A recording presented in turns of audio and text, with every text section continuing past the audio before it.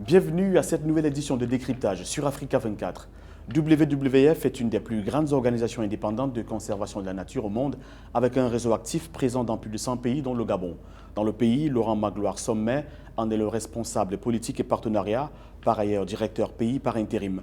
Il est l'invité de cette nouvelle édition de Décryptage, une édition tournée à Libreville au Gabon en marge de la Semaine africaine du climat 2022. Laurent Magloire Sommet nous parle de son combat contre la dégradation de l'environnement. Bienvenue sur Africa 24, messieurs. Quand on a un champ d'action fait de forêts, de faune sauvage, d'océans et eau, climat et énergie, gouvernance entre autres, qu'est-ce qu'on met en priorité? La force d'un gouvernement, c'est sa qualité et sa capacité de pouvoir justement serrer ce qu'il y a de plus important dans tous ces problèmes multiples qu'un pays peut connaître. Oui, c'est vrai que pendant les 3-4 jours ici, on a tout entendu, ces problèmes. Ils sont nombreux ici, pas seulement en Afrique, pas seulement au Gabon. Et c'est là où le décideur politique doit, sur la base d'une certaine consultation, faire les choix stratégiques qui conviennent, les choix économiques, les choix de développement qui conviennent. Et c'est en fait l'essence et l'objet du rapport, de l'étude que nous avons lancée avec la CEAC, qui appelle justement le gouvernement au milieu de tous ces problèmes, de pouvoir choisir en fait le ou les problèmes. Parce qu'aucun problème n'est à ignorer. Mais comment maintenant en fait intégrer cela, trouver les solutions qui conviennent de pouvoir en fait s'amener que quand vous résolvez un problème A, le problème B n'est pas décuplé, mais le problème B est aussi autre. Et j'ai l'habitude de dire que c'est comme si on s'asseyait sur un arbre et on scie la branche sur laquelle on s'assoit, on va tomber. Donc, il veut dire que tous ces problèmes sont aussi importants les uns et les autres. Et le cap doit être donné par nos dirigeants politiques.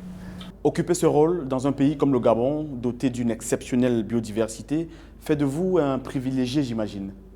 Très certainement, j'ai le privilège de vivre ici et d'être témoin des engagements politiques de ce pays et qui, comme je l'ai dit, la définition des politiques ici est assez claire, où on parle du Gabon vert, on parle du Gabon bleu. Pourquoi ?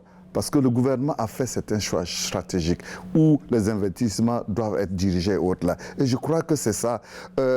En tant que tel, nous devons en fait, au bout de quelques années, et je crois que c'est ce à quoi le gouvernement gabonais s'attelle, de pouvoir évaluer si ces choix correspondent en fait à la prise en compte de tous les problèmes multiples dont vous avez parlé tantôt.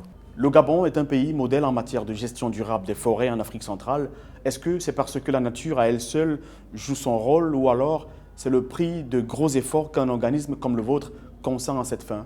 Oui, je crois qu'il y a lieu de ne pas en fait galvauder le rôle de la nature ici. La nature est vraiment un allié très important du gouvernement et du Gabon. Je crois que c'est ce à quoi il faudra quand même louer les choix politiques. Mais bien sûr, la nature seule ne fera pas l'affaire. C'est pourquoi j'ai tantôt parlé du choix politique, des orientations politiques, pour pouvoir voir quels sont les scénarios de développement pour un Gabon écologiquement durable dans les décennies à venir.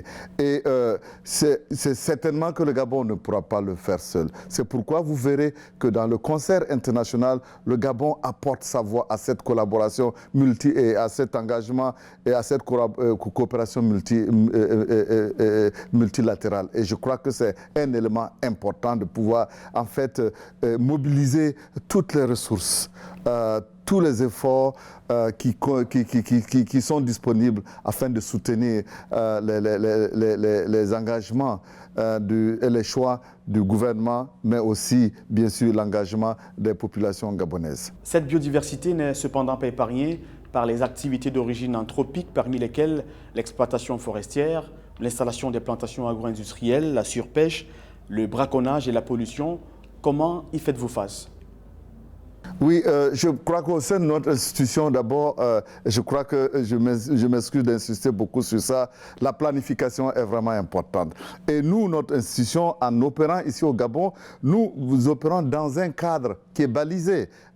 balisé par qui? Balisé par le gouvernement. Nous sommes là en tant que partenaires et nous apportons en fait notre plus pour la mise en œuvre de cette politique et autres. C'est pourquoi dans la ligne qui a en fait été dictée par le gouvernement, nous allons apporter en fait notre connaissance technique, nous allons aussi apporter certaines ressources financières, mais encore sous la houlette de choix politiques qui ont été opérés par le gouvernement. Ces populations, souvent abandonnées elles-mêmes, sans source de survie que celle de la nature, n'est-elle pas blâmée injustement?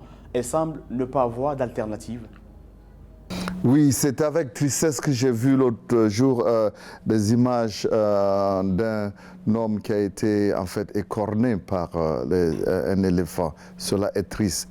Et automatiquement, bien sûr, les voix se lèvent pour pouvoir en fait décrier certains choix qui sont faits et autres. C'est pourquoi il est important que dans les politiques qui sont définies, dans cette ligne de développement socio-économique que le gouvernement définit, la place de l'homme, du Gabonais et de la Gabonaise doit être primordiale.